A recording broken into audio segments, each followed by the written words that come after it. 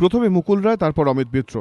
পরপর দুদিন রাজ্যের জন্য আর্থিক দাবি দেওয়া নিয়ে চিদম্বরমের কাছে দরবার করলেন দুজন, কিন্তু তা সত্ত্বেও মিলল না বিশেষ আর্থিক সাহায্য কিংবা রাজ্যের জন্য মোরাটোরিয়ামের আশ্বাস। শুক্রবার সাংবাদিক বৈঠকে সে কথা জানিয়ে দেন কেন্দ্রীয় অর্থমন্ত্রী পি চিদম্বরম নিজেই। So we discussed only one subject. The subject is the same. The MPs from West Bengal who met me and gave a memorandum last week, he came to me to follow up on that memorandum. That's the only subject we discussed. রাজ্যকে বঞ্চনার অভিযোগ এবং আর্থিক সাহায্যের দাবি নিয়ে ২১ তারিখ কেন্দ্রীয় অর্থমন্ত্রীর সঙ্গে দেখা করেন তৃণমূল সাংসদেরা। এরপর বৃহস্পতিবার একই দাবি নিয়ে ফের দলের তরফে চিদম্বরমের সঙ্গে দেখা করেন তৃণমূলের সংসদীয় দলের চেয়ারম্যান মুকুল রায়। সেই বৈঠকে ২৪ ঘন্টা কাটতে না কাটতেই রাজ্য সরকারের তরফে কেন্দ্রীয় অর্থমন্ত্রীর কাছে অমিত মিত্র।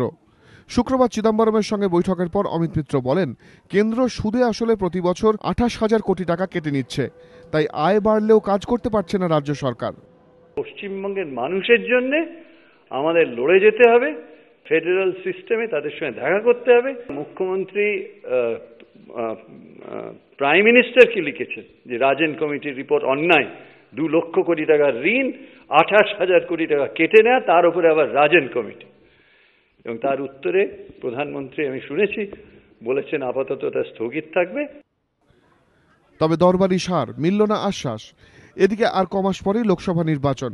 ভোটের আগে রাজনীতির সম্ভাব্য সমীকরণ ঘিরে সরগরম কলকাতা থেকে দিল্লি। কিন্তু এই পরিস্থিতিতেও রাজ্যের অর্থভাগ্য বদলানোর কোনো সম্ভাবনা নেই বলেই মনে করছে সংশ্লিষ্ট মহল। বিজেন্দ্র সিংহ, এবিপি আনন্দ, নয়াদিল্লি।